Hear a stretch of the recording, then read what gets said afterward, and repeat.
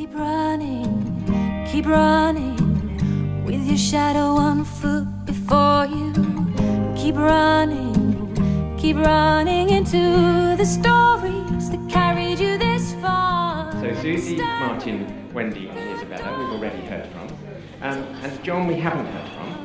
And so I'm going to let John have a few words about what his role is and also why he's on this panel. And then I'll actually let the others too also just have a quick word about, if they want to add anything about what they think they might be here for, in the sense of what you can ask them, or if they've got other things they haven't talked about already that you might want to know about. So that's the plan. I'll share some rules in a moment, but let's just introduce John first. My name is John Tucker. I'm Director of Woodland Creation for the Woodland Trust. And it was quite ironic when Isabella put the picture up of all those nice plastic tubes in a field. I felt a bit like the pantomime villain today, because that's what I've probably spent the last 10 years doing. I'm also trained in forestry, so that very Germanic science-based approach that Isabella referred to, that's how I was trained and brought up. I went to see Frans Vera's work in Holland probably 12 years ago, and everything that Isabella said is absolutely right. It's fantastic. Definitely the way to go. But I think but we need a spectrum. So I'm really interested in the work that Isabella's doing, and the Woodland Trust is involved in a number of projects looking at that larger scale rewilding. But I'm also really interested in how I can inspire an individual to do something, and how I spend my time talking to farmers and landowners, and many of them just getting my foot in the door as soon as I mention trees. If I can do that, that's a tick. So if I can get them to plant 1 tree, that's a tick. And yes, if I can get them to rewild their whole farm and do it with their neighbour, that's absolutely fantastic. But it's small steps. So I'm a great believer in trying to give a spectrum so we can involve everybody. That's it from me. Great, thanks. Good. So here's the plan. From the point of view of the panel, you don't all have to answer everything. And in fact, if you let me know, if you indicate if you particularly, if a question's directed at someone, then that's kind of obvious. But if you particularly want to chip in, obviously let me know. But don't feel you all have to answer everything. Otherwise, we'll only get to about 2 questions, which wouldn't work. And then for you lot, Cara and Lulu have roaming mics. If you could take the mic and say what you want to say, and do say your name if you want to. You don't need to if you don't want to. But so say your name and then do your bit, preferably as briefly and succinctly as you can, be it a comment or a question. And then give the mic back. And what I'll try and do is alternate from one side to the other and let them know who's going to be the next person, if that makes any sense. I'll show you. I was in Bristol at the Economics of Happiness conference yesterday where Jonathan Dimbleby had my job. I have to say he's very good at it. And so I'm feeling slightly nervous now, but you don't know that other than the fact I've just told you. But he was anyway, that was kind of, I've picked this up from him. We'll see how it goes. So, it's over to you. Where we're going to start. Whoa, straight up there. Yours, Cara. And so hang on half a sec. So somebody this side who wants to talk next. Do you want to get right in there, Lulu, to one of those two? Oh yeah, no, this guy here in the pink shirt. Good, so you'll be second. And then I'll pick that up later. I'll come back to you in the third. Go for it. Hello. My question, I guess, is for Isabella.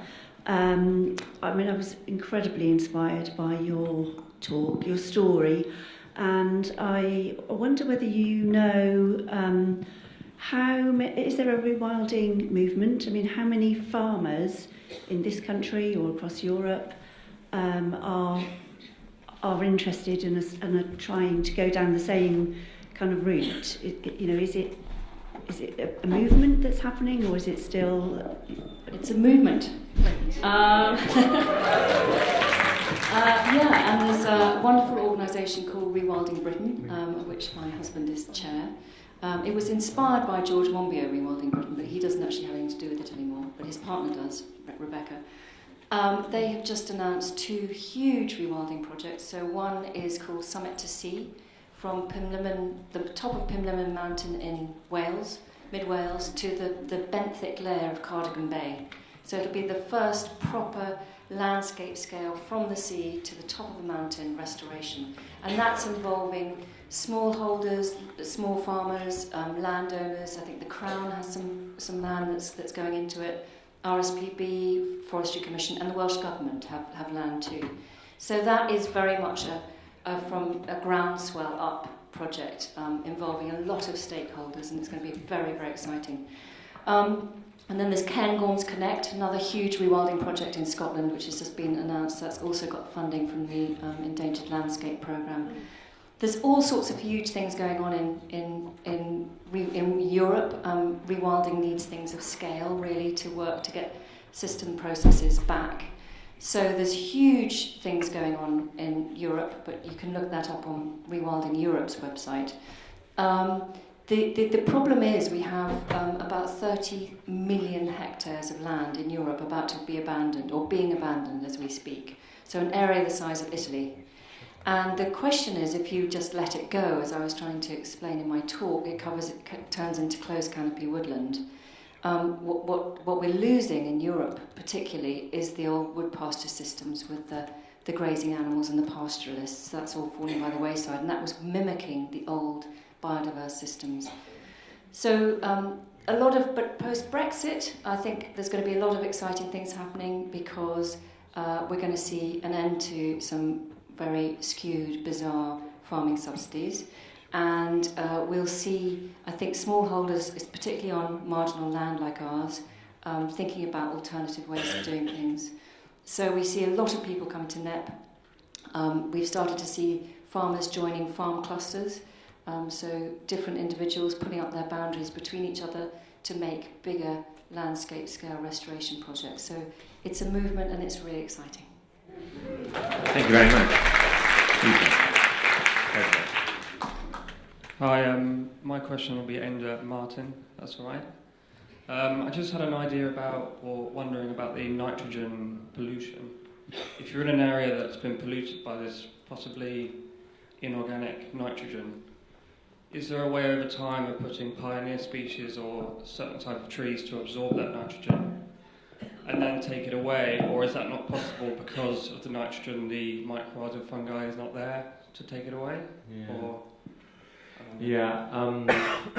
There's been some places where people have tried to actually lower the amounts of nitrogen that are already in the soils, but it is quite an intensive job, and they've often had to sort of essentially remove topsoil, fairly drastic kinds of things. As far as the species that you would be planting to deal with that, gosh, I'm not really sure. I think, most of the fast-growing species, they would be quite nitrogen demanding, but they would also be very demanding for other things like water and other minerals. So I'm not really sure that, how you would take that forward and make it sustainable, really. Personally, I think that, there has to be something done about controlling emissions. I think that's more effective large scale thing. It is cumulative, so it stays in the soil and it builds up over time. So it is it's pretty serious. I think we need to start controlling how much we add in better than we do now. So showing evidence that clear evidence that the numbers that we're using for control are too high. It is probably a good thing to do to help that. Thanks. So Jonathan Dibbleby has no fear of me because I've messed up my system already, because I didn't say, can you kind of take your microphone to that guy with his hand up, and then you need to give yours back, and then would you like to give it to the guy with the stripy shirt there, Lulu, in the middle? Thanks. Yes, fantastic conference, I must say. Ian Blyde from the School of Anthropology and Conservation at the University of Kent. I've been working in India developing, working with a local NGO to develop sustainable supply chains for non-timber forest products. And I was particularly taken by Andy and Teresa's presentation, where they talk about livelihoods at the core of what they're doing. And I was wondering, Isabella, the question was in my mind is this providing sustainable livelihoods to people? How could it be done more effectively? Can we think into the future about revitalising some of the traditional woodland artisan practices and develop new ones? And of course the Woodland Trust should be a part of that as well. And I'd just like you to comment on that.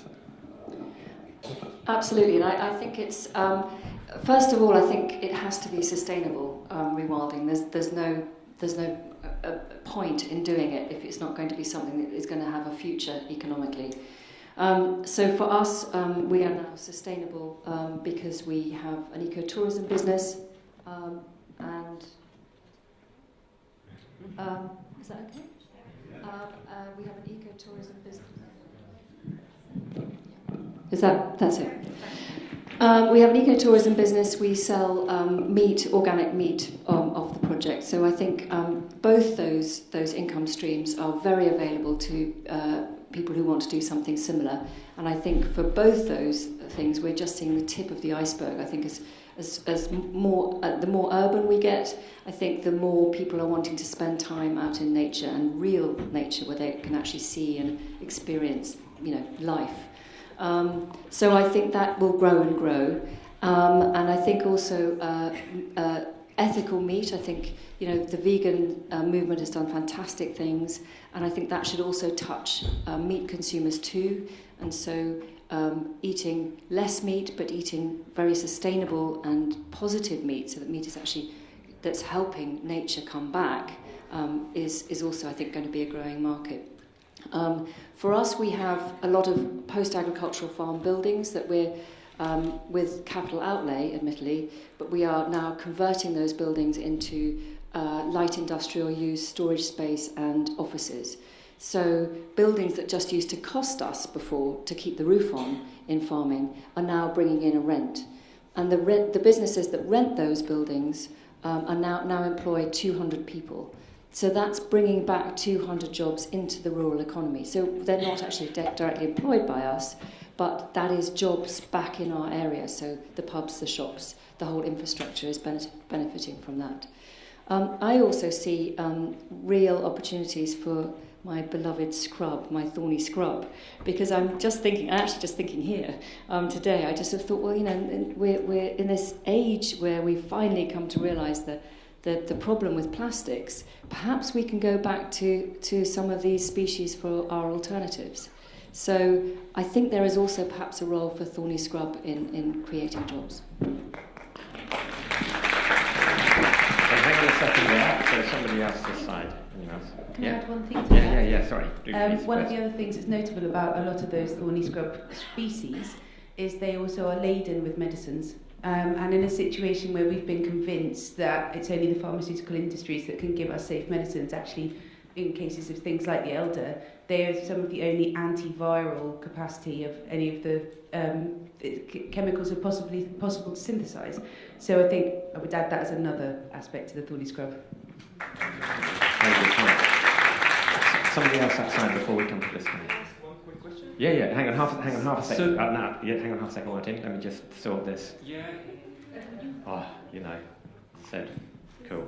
Hold that there, because we're going to him next. Martin. It's a very quick one. So you mentioned heathlands a couple of times, and I'm very interested in heathlands, and I've done some work in this, looking at the tree invasions, where we actually consider that very undesirable.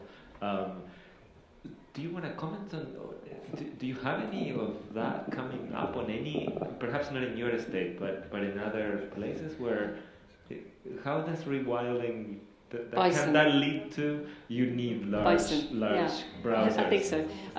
We've been talking to, I'm not sure if I'm allowed to say this, but MOD, possibly, but areas of heathland where they are having real problem with encroachment of tree species onto this sort of precious last scraps of ecosystem.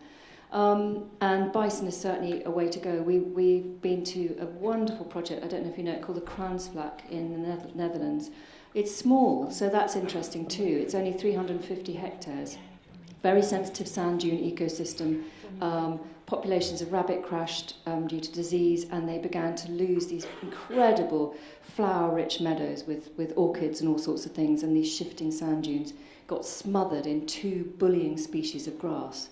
And what they've done is they've introduced just two species, a handful of bison and conic ponies that work kind of together.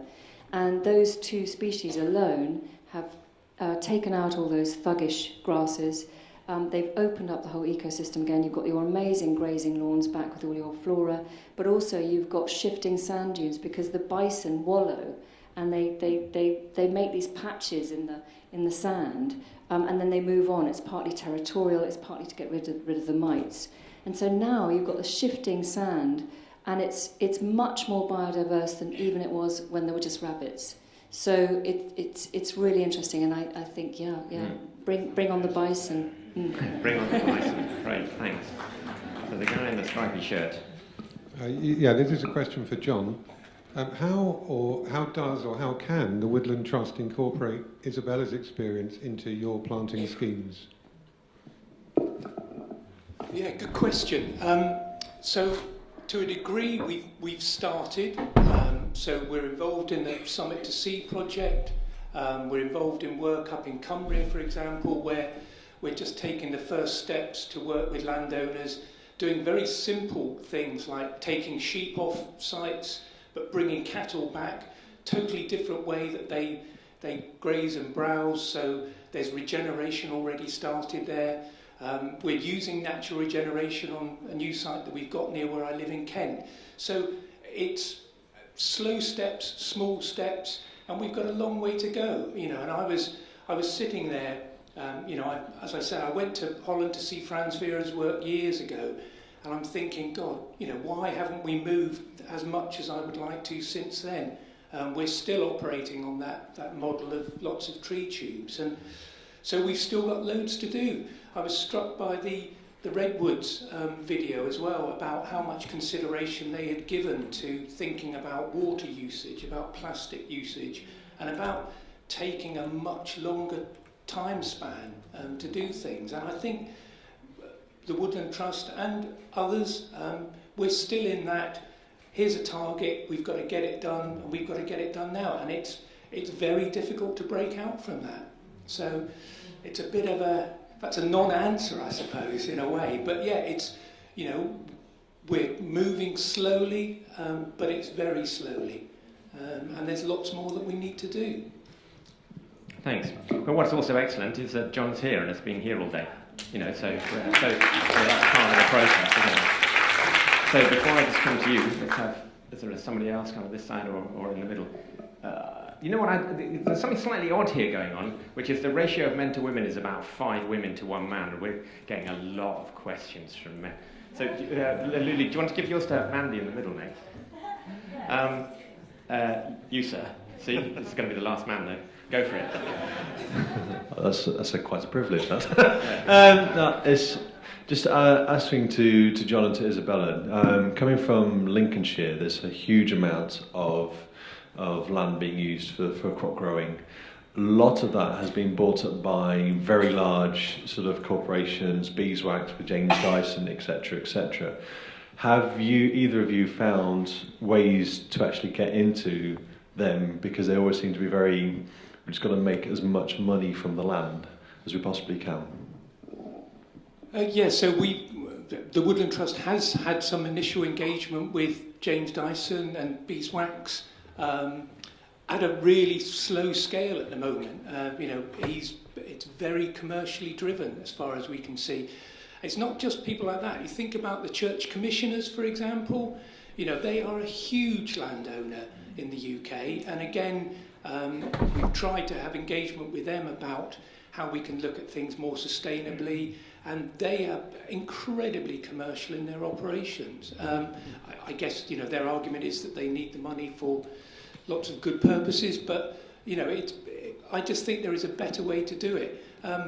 But it's not all doom and gloom, you know. In those Lincolnshire areas and down into Cambridgeshire, there are some really inspiring farmers doing some really interesting stuff.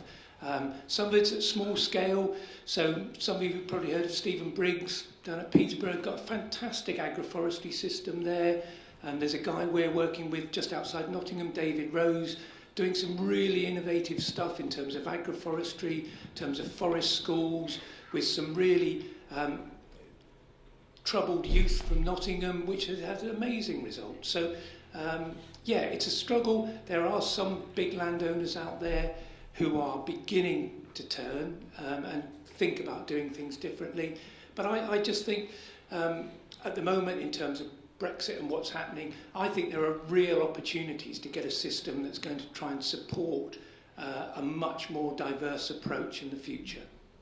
Thank you. Agroforestry and particularly forest schools must, part, I guess, of feeding into what you were saying, Isabella, in terms of, or you were being asked in terms of other ways of making money out of land as well. There's a forest school just near Frome, and that operates near Frome, and that whole side, and indeed the forest project that I mentioned earlier, that is all about trying to reconnect people and forestry, which is just coming online now. So just hang on there, Mandy, and so somebody else from this side. Please. So the lady in the middle. Yeah, thanks, Cara. Go for it, Mandy. Yeah. Okay. Hi. Watching the little film about the Living Forest Declaration in Ecuador and hearing the inspiring talk by Ayana Young about the Million Redwoods project, I'm kind of interested in how we can rewild ourselves and find our own deep connection to nature. So I'm asking the panel, anyone who feels called to answer, how they think we can really embed ourselves back to nature and find our own deep connections and ways of doing that. Thank you. I think that we have a lot of preconceptions, don't we, about that what we see objectively is what's going on. And also that we need to rely on a kind of loop that is I'm feeding into all of those other things. I think my personal experience is that it's one of going inside and really listening on the inside and really listening out in nature. But I think it's also taking down those walls that say that it can't be intelligent or it can't be conscious, because that's just a block to listening at another level, where actually maybe it's subtly with what's going on in a particular area, you might see it's very much telling you that it needs this or it needs that, or that there's a way of interacting with that ecosystem or that whole climatic system that actually, if you give it the time, you give it the space, it speaks to you in one form or another, in ideas, in understanding a way forward, and you can't really intellectualise that or guess what that's going to be. So I suppose it's just is that space of listening. Very quick answer from me. I try and meet people who inspire me, and that's certainly something I've got here today. But I also go to places where the trees inspire me. So I live near Brighton. I love elm trees. I just go down to Preston Park in Brighton, one of the few places you can still see Cornish elms there. And you can just stand and look at them and you think, yeah, I've got to do all that I can to make this place better.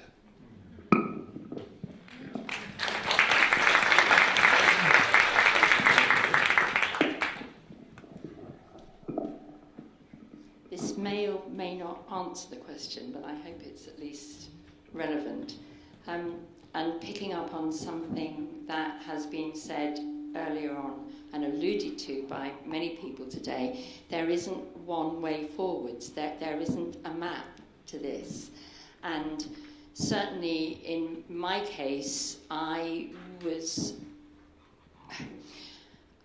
very distressed by the lack of connection that we were allowing our young people to have. So although it may look as though the focus of what I do is on young people, in fact it isn't, because through young people have parents and they have next door neighbours and they have aunties and uncles, and through them we have been able to engage a wholly urban. So what I do is on the edge of Andover, and Andover is traditionally London Overspill town, and has a very urban mentality, but is set within wonderful countryside. And on the whole, people are quite frightened of going beyond the last tarmac path, and they don't know how to go any further. So we set up 40 acres, and I didn't know how to do it, I just knew that I wanted to do it, and just kept walking forwards and going in directions, talking to people primarily who were on the same path and I thought would want to help, and also standing in front of people and saying, you have no good reason not to do this, so come and join in, and just trying to bring people together and put that opportunity there. And if the opportunity isn't there for you, then make it, I think. I really agree, and it also reminds me of that feeling of empowerment. That actually, I've got a feeling of what I want to move forward, so I'm just going to move forward and do that.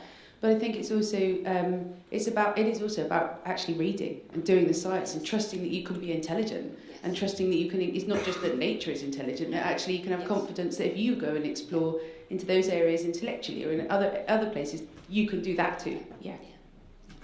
Thanks. I think one of the most interesting things for me today, and from what I understand of the last tree conference, which I couldn't get to, is that there's a real mixture of the kind of thing which you were perhaps heading towards, Mandy, and a self-confessed land poisoner, a couple of scientists. Sorry, Isabella. It's like this isn't just a bunch of people who are tree huggers. There is a real mixture, and therefore there's that interchange going on, which is it's so important to see, because so often we sit in our own bubbles, don't we? Thank you. Yes, I've only come to live in Frome quite recently, and I was offered a lot of modern houses to look at when I was looking for a house, and I noticed that there was very few open spaces and very few trees planted in these modern developments, and I wondered how much the council and everybody, the local council, can weigh that one up, because the lack of open spaces is certainly going to lead to a lack of wildlife, a lack of nature, lack of forestation and everything else. Just a few trees would be a good thing. I don't know what the panel think of that. In modern development, is there a greed of the developers, and the money matters seem to unbalance the whole system very often. People are greedy and want the extra land for houses, and closer and closer and closer, and nothing in between. So that disposes. I know people have got parks, and there are parks and things, but I've noticed a tendency for the greed of space. I can comment on it very briefly in the sense of Frome. It's the district council, not the Frome council, and it's a massive problem. And you're right, developers don't want to put that space in. I don't know if any of you have comments more broadly about how we might influence that, but it's certainly been a huge challenge for us. Yeah, it is a huge challenge. I've sat with many developers who at the start of it come in with some plans, and they look absolutely fantastic, and you think, my God, this is brilliant. And of course, as you go through the design process, unfortunately things get whittled down, and it's there are some great landscape designers who come up with some fantastic plans, but then the money issue comes into it. Who's going to look after them? And they get whittled down. So we're trying to work with a number of developers to set a minimum standard. So can we have a 20% tree cover, for example, across a new development? And we've got to try and argue better ourselves from our side about the value of those trees. So we can help the developer then say we can make it easier for them to sell those houses, because they're going to be better for people's mental well-being. They'll be better for the air that they're going to breathe there. So, I think we can do more to help them get better. But yeah, it's a huge problem. Thanks. So we're going to somebody over there, but just hang on, somebody else here before? Okay, have you got the mic already? Oh, you will have. Good, thanks. Cara, have you got somebody there? Good, thanks. Hello. As a landscape architect working as a garden designer, I've seen, particularly in the years since London Olympics, huge public enthusiasm for pictorial meadows. So people really connected with these sheets of flowers, and that sort of, it was very inspirational in many ways. It really gave them this huge sort of, wow, this is what nature's all about. But of course, there were problems with that as well, because they have to constantly be sprayed off every year, and probably left empty over the winter and then reseeded, and it's something. But I would love to see the rewilding principles scaled down so that they could be implemented in public spaces as well, in verges and leftover bits of land and school grounds and this sort of thing. But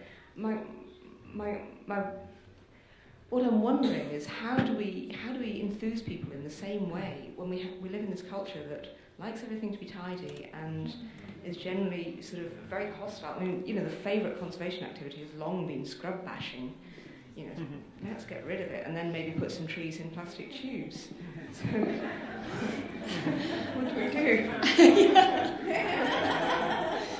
I think that's absolutely right, and I think I think it is happening in a funny kind of way. I think the answer lies in urban communities, because in a funny way, the people we've found who've been most prejudiced against our project in the beginning, and it's beginning to change because we've got results now that we can shout about, but at the beginning it was people who've grown up in the countryside and have a fixed idea of what the countryside should look like.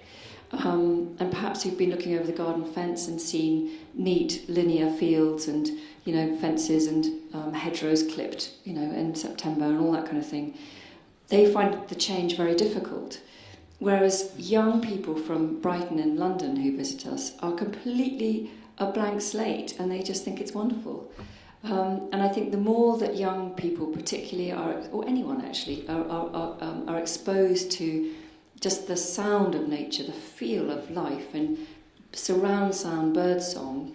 When you go back to places that you've walked before and perhaps enjoyed, I find that it's very difficult because you realise they are a desert. So increasingly, the more we have areas that are truly wild, the more we'll seek them and seek to replicate those sounds and that feeling in our own back gardens, I think, and everywhere we go. So I think it really is about, just getting people out there to experience it and to change the aesthetic. That it happens, it will happen.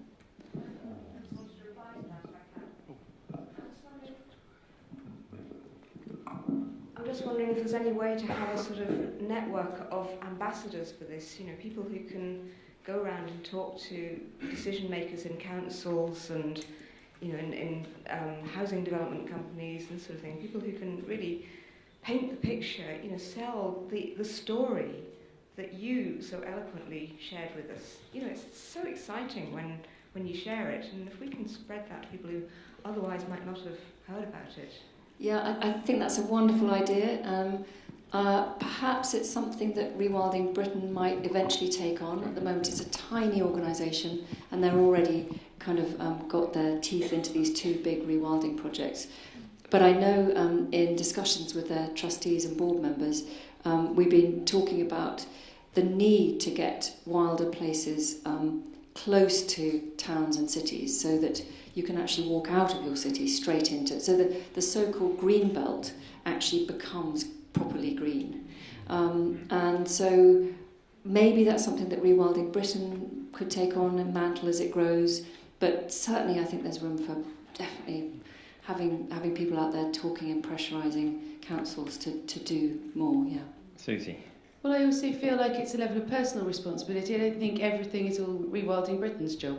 I think everybody finding out about what's going on, everybody getting involved in their local councils or education or whatever it is they feel motivated to get involved in. I think Rewilding Britain does a fabulous job of explaining the work it's done and making sure that that's something that we can feed into cross-referencing with resources we send into schools and that sort of stuff. But I think that coordinated response of a lot of different UK NGOs, I mean, I really can't handle any level of Woodland Trust bashing, because I just think the work that Woodland Trust has done consistently for the UK has been so extraordinary and so excellent, and particularly on the educational level as well, and the provision of trees for schools. And I think this joining up the dots of what we're all doing and all working in the areas that we'll feel drawn to work, but knowing about each other's work means that we can be highlighting that way of working if that's relevant in a particular landmass. And in another area, maybe someone wants to make a small pond and they want to put ways of doing it. And so I think it's all of our responsibilities. Thank you. I agree. So we've got 2 more questions, and then we might have time for a third. We've got one there, and then we might have time for a final one. We'll see how we get on. On the subject of tree planting, I want to use some of the profits of Lawyers for Nature for tree planting, and I'm also involved in the first regeneration festival in the UK next year, where young people are going to go out, have a massive party at a music festival and plant trees during the day as well. Great idea. But then I saw Isabella's speech and I was like, oh no, maybe I'm doing it all wrong. Should we even be doing this kind of tree planting? So I guess my question is, I personally think it's also really good to get people out just doing that, to change their mindsets as well. Is it still worth doing the kind of going out to a bare field and putting in saplings without waiting for rewilding, firstly? And if it is, what are the ways that kind of tree planting, even if rewilding is the gold, and scrubby area is the gold standard, how can that style of tree planting be made more sustainable, more into a natural form of forest? And that might also bring in Martin as well. How can we recreate mycorrhizal networks for that kind of tree planting? How can we make it the best that it can be for that style? Okay, quick answers, dear panel. Okay, very quick one. Of course, it's wonderful to engage people in planting trees. It's absolutely wonderful. And it's a great way to get people connected with nature again. But I do think you have to be aware that you're planting a plantation and it will turn into closed canopy woodland. And so you just need to be aware of other things you can do to mess it up. Yeah, I would fully endorse that. And I always think about planting a woodland. You're just starting that process off. You're just, putting a few dots on the canvas. So if it's well designed, you're allowing natural regeneration to come in, so that's going to help the diversity of it. And as Isabella said, the key thing is then about messing it up further down the road to get that structural diversity. That's key to it. So, God, I've had some of my best days out planting trees, I'm afraid. So, it's going to be very difficult to steer myself away from it. Sorry, I had a thought and I then went straight into coppicing, so I have no idea how to put this together. But we cannot underestimate the value of engaging with everybody, but especially that younger generation, in doing it. And there isn't a one-size-fits-all. We have 44 acres that I was lucky enough to persuade a local landowner to part with for the benefit of the community. It is right on the edge of a new housing estate. And I am forever saying to children when they come up, the grass is long, not because we're lazy and we don't cut it, it's because it's meant to be like that, because creatures live there, and we're supposed to go on those cut areas that are quite sterile. So we have to be able to do this so that we can explain. But what I would like to talk to you about is when you've got 44 acres, which isn't thousands of hectares, but we can still do a wilderness principle within a relatively small space. And it requires the knowledge of the old foresters and people who knew how to work the land in different ways, not just closed canopy. Yeah, so. I would just comment that, rewilding sounds amazing. It makes me think about what are the constraints, where does it work best, where does it perhaps doesn't lead to the results that you would want. It might, there's no sort of magic solution, right? There's going to be some systems where it might be more or less appropriate, or it might take a longer time, or it might take a shorter time, or different, it might lead to ecosystem consequences or carbon stocks, or the kind of higher level stuff that people are really worried about. what does it do? And it will inevitably, I mean, nature is very diverse and very wise, so it would sort of depend on what, how it is done, who is doing it, right, and for what purposes. With the comment about fungi, certainly, these fungi are very critical for establishment of trees. But that really depends also on what kind of conditions you're starting from. So, what are the nutrient levels in that soil? What is the previous history of it? What have you done in that location? That will determine which fungi are appropriate and whether they will help or not. So, I think there's a lot of nuance in here that would be really, really interesting to investigate. Just thinking about the outcomes. Yeah. Maybe this is a conversation that we can have in the foyer with other people who would like to join in, and we could write down the different things that you're interested in and make sure we keep you in contact with the loop of how we move forward with that. And also, I would say more directly to Paul, maybe if you want to role model what it's like for people, young adults, to come out and spend some time in a festival, maybe it might be fun to role model what it's like to go there, sleep on the land and listen to how the land would like to be planted first, rather than assume that we've got the answer before they get there, and they may really enjoy that experience. Thank you. Thanks, Suzi, and thanks for mentioning, that we are going to take just 2 more questions, and then there is the opportunity to go on and talk more. So we haven't completely finished. Thanks, Suzi. So this guy here.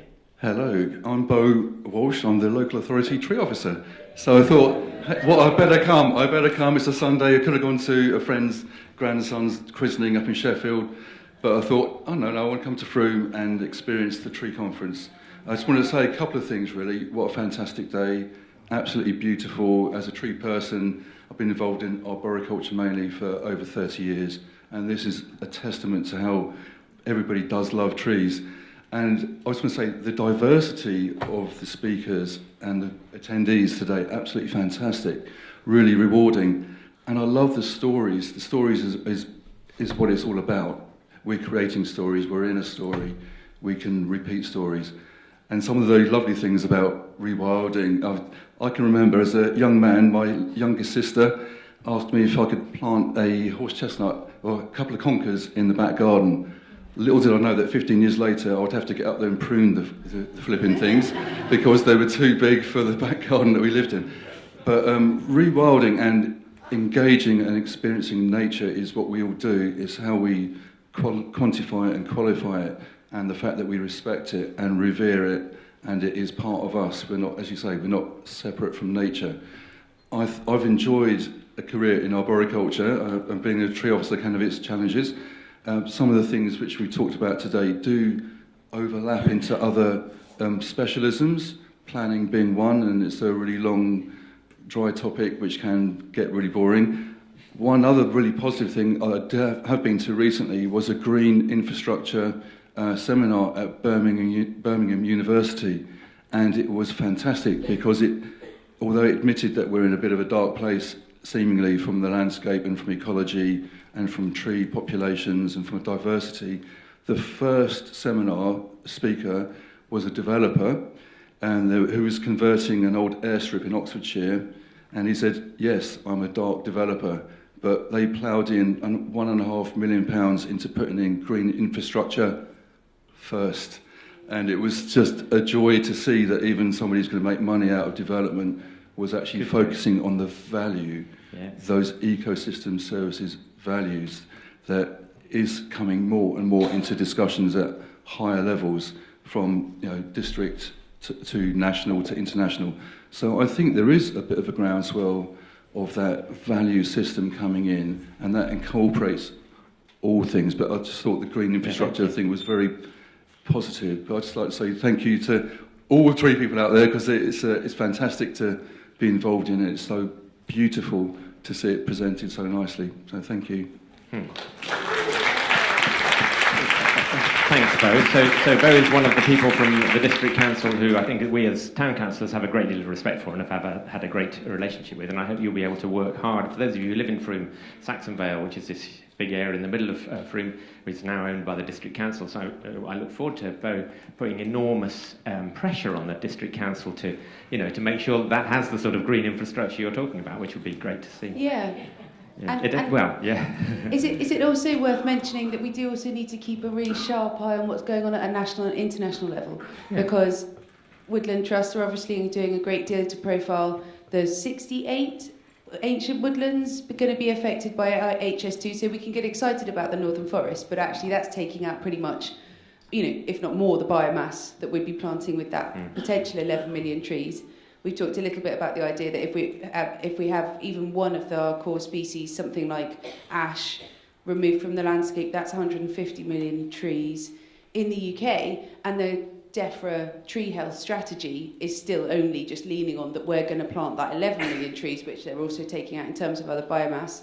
The EU opportunities to move forward in terms of reaching carbon zero by 2050 include wood chipping the Amazon in order to meet those targets, a policy that's so extraordinarily stupid that no one can believe that they're actually going to do that, including other policies to do with trade deals, where we're looking to get increased beef and soya quotas from South America that are clearly going to lead to further deforestation, potentially risking breaking the water cycle that waters the Amazon. So, I am very excited about some of the local infrastructure stuff that is happening and we're moving forward, but I think we should keep a sharp eye on a lot of the other stuff that's happening that we're responsible for.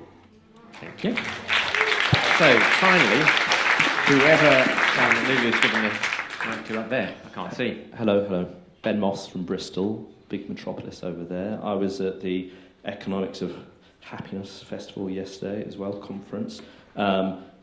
More vibrant, exciting activity here than there.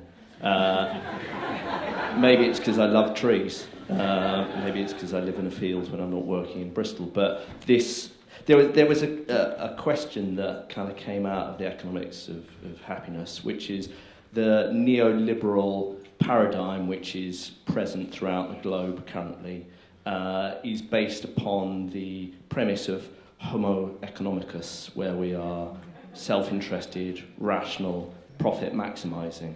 And one of the questions that was there was, what can we do about actually being that thing that we all are as part of nature, which is cooperators, working with mutualism, working together effectively as community. How can we do this? And the revelation, not so much of a revelation, but it's clear today. This is what goes on when we focus on regenerating our landscape and planting trees and creating forests in whichever way we want to go about it, be it with rewilding or planting out a field at a time with school kids. This is where we start to unravel homo economicus and be our true nature. So just a quick question: how can we, to the panel, how can we increase cooperation, mutualism, and working collectively as community? You can have a comment each. It's got to be upbeat and positive, because these good people have got to go out into the world. Yeah, it will be. I'm an optimist by background. Get involved with your local community. I live virtually opposite old allotments. The local community have set up a sort of a community garden there. I had nothing to do with the setup at all. But I got involved and I met people there. I only live in a small town I've never seen before, and it's been fantastic. So, Suzi spoke about personal responsibility. You get out there and talk to people, make friends, get them to enjoy what you're doing, give them some inspiration and be inspired by them yourself.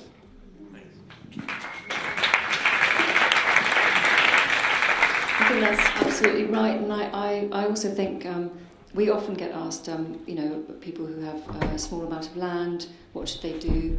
And I think the first thing is always to talk to your neighbours, because they might be like-minded and they might be incredibly excited by an orchid or something that you have on your land that you could expand and do stuff for. But also to connect with the local wildlife trust, because they've got fantastic networks of people that they talk to. And so, you can be part of a stepping stone or a corridor or something exciting, but you just don't know about it because you haven't actually seen where you are on that sort of landscape map. So definitely talk to wildlife trusts and neighbours. Yeah. Just before you say something, so Somerset Wildlife Trust's AGM is in the Cheese and Grain Inn room in a couple of weeks. If anyone's wants to go along to that. I've been at the exact date, it's in a couple of weeks. Look and see what's out in your own community already. Listen to see what there is there. Join what's there, join people together, and if there isn't anything, then step forward, because other people will be looking for someone to centre their own, their own thoughts behind. So if there isn't something there, you can be the catalyst to bring it together, and if there is, go join it.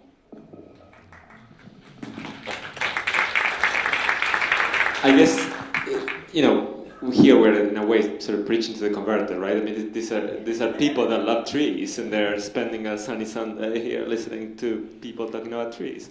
But I think what you guys are saying is, talk outside that circle, and try to engage other people. And I think we all reach very different kinds of audiences and very different kinds of sets of networks of people. And I think that that's what it takes, really. It's a movement, I guess.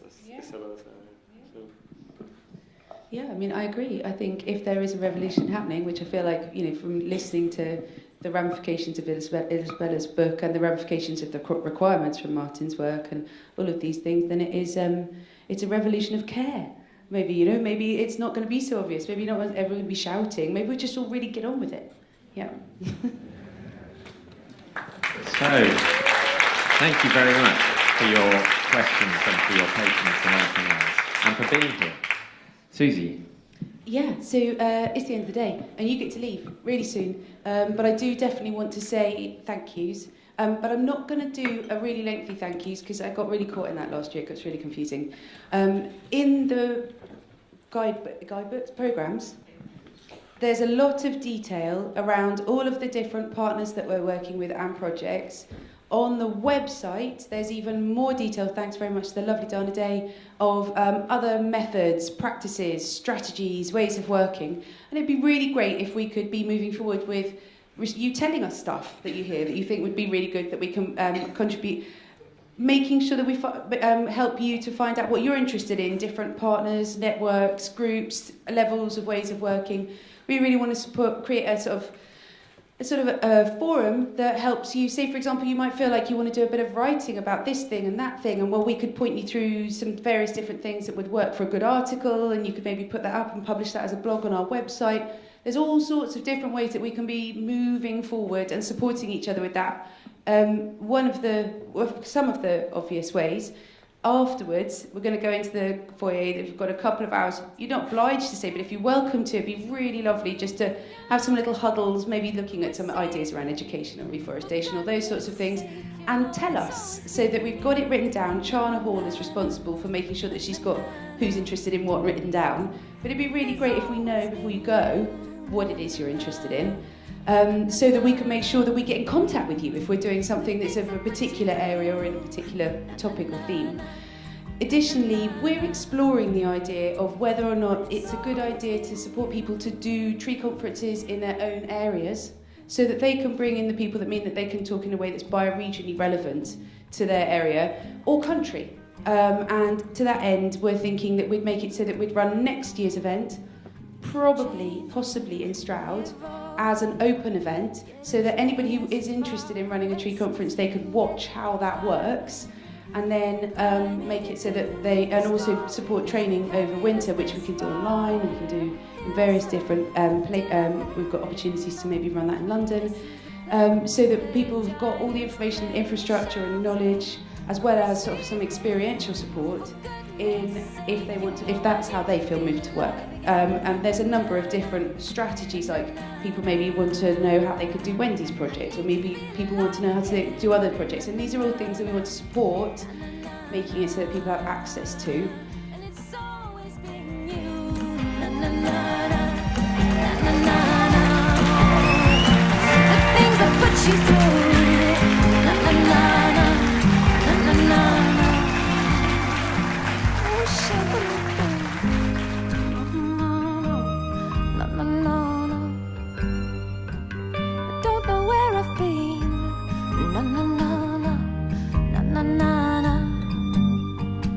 We've been through every scene. Na na na na na na na. Searching